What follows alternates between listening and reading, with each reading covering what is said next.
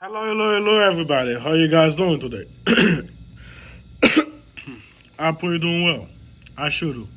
And welcome to the Bible, block by block. Today is day 102. For day 102, we're going to be reading the Red Sea crossing. That is Exodus, Exodus 14. Let us begin. Now the Lord spoke to Moses, saying, "Speak to the children of Israel, that return and camp before Pi Roth, between Migdal and the sea, opposite Baal Zephon. You shall camp before it by the sea." Oh, I almost forgot. This is our prayer. Our Father in heaven, holy is your name. Your kingdom come, your will be done, on earth as it is in heaven. Give us this day our daily bread. Forgive us our debt as we forgive our debtor. Do not lead us into temptation, but deliver us from the evil one. For your kingdom, your power, and honor is forever and ever. Amen. All right, let's keep going. For Pharaoh will say to the children of Israel, "They are bewildered by the land. The wilderness has closed them in.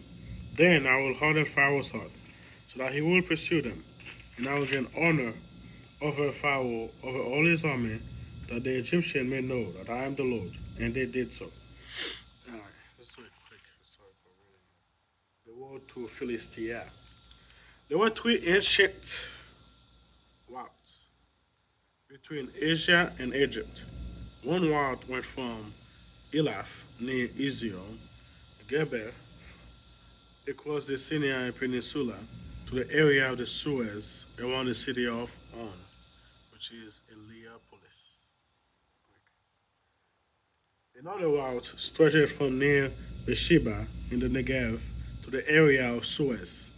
The route most commonly used, however, especially by the Egyptian army, was the way of the land of the Philistines.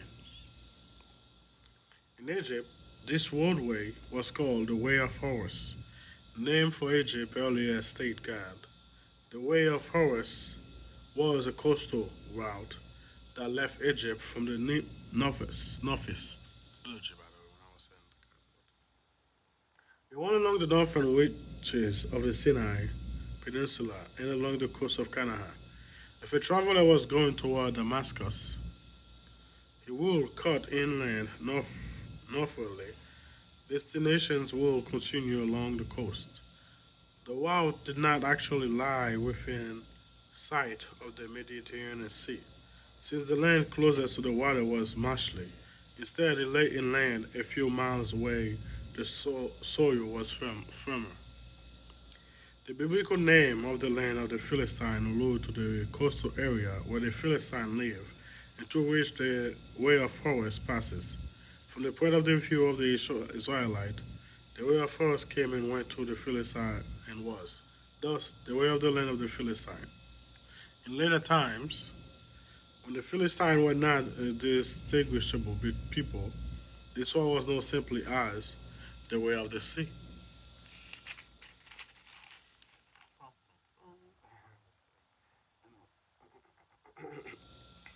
Now, it was told the king of Egypt that the people had fled.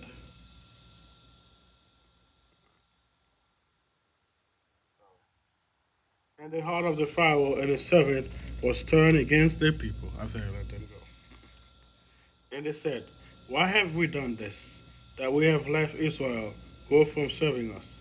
So he made ready his chariot and took his people with him.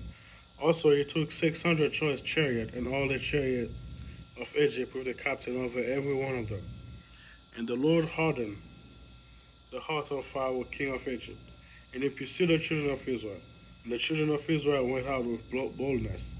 So the Egyptians pursued them, all the horses and chariots of Pharaoh, his horsemen and his army, and overtook them, camping by the sea beside Pi Hahiroth before Baal Zephon. And when Pharaoh drew near, the children of Israel lifted their eyes, and behold, the Egyptians marched after them. So they were very afraid, and the children of Israel cried out to the Lord. Then they said to Moses, complaining, after all that plague, they're going to complain to Moses. After all that, right? After everything that, this is going to make you guys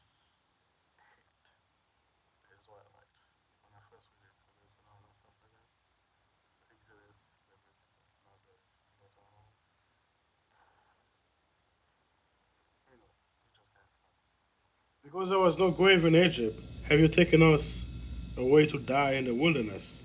Why have you there so with us, to bring us out of Egypt? Is there no word that we told? Is this not what the word that we told you in Egypt, saying, "Let us alone, that we may serve the Egyptians"? For it would have been better for us to serve the Egyptians than that we should die in the wilderness. And Moses said to the people, "Do not be afraid, stand still, and see the salvation of the Lord which he will accomplish for you today. For the Egyptian whom you see today shall not see again no more forever. The Lord will fight for you, and you shall hold your peace."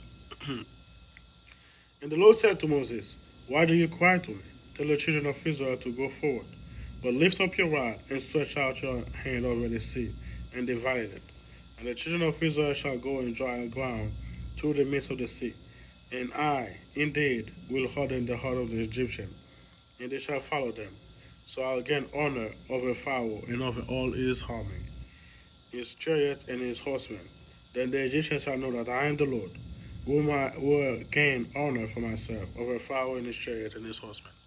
You know, I used to wonder. I'm like, the I don't want to say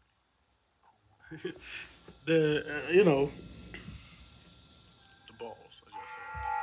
I used to be like, how can Pharaoh have that when he see the sea split in half, and after everything he went through, how can he still want to follow that? That's why, because you can follow his heart. Like nowadays, you can show all the evidence to people, they're just not gonna accept Christ because the heart is hardened.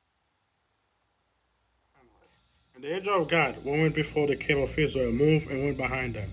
And the pillar of cloud went from before them, and stood behind them. So it came in between.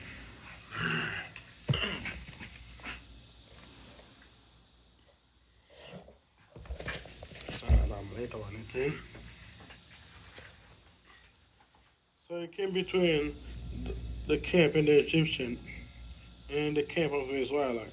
Thus is the cloud of the darkness the one, and it gave light by the night of the other, so that one did not come near the other at all night. But Moses stretched out his hand over the sea, and the Lord caused the sea to go back by a strong east wind, and all the night made the sea into the dry land, and the water were divided. So the children of Israel went into the midst of the sea on the dry ground, and the waters were a wall to them on the right hand, on the left. Sorry, I'm going so fast. Just I have to go back.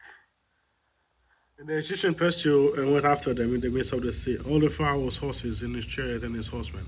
Now it came to pass in the morning watch, the Lord looked down upon the army of the Egyptian through the pillar of the fire and clouds, and it troubled the army of the Egyptian, and took off the chariot wheels, so that they drove them with difficulty. And the Egyptians said, "Let us flee from the face of Israel, for the Lord fight for them against the Egyptian." Now you notice that? Now? Then the Lord said to Moses, "Stretch out your hand over the sea, that the waters may come back upon the Egyptians, on their chariot and on their horsemen." And Moses stretched out his hand over the sea, and when the morning appeared, the sea returned its full depth, while the Egyptians were fleeing into it. So the Lord overwhelmed the Egyptians in the midst of the sea. Then the waters returned and covered the chariot and horsemen, and all the armies of Pharaoh that came into the sea after them. Not so much as one of them remained.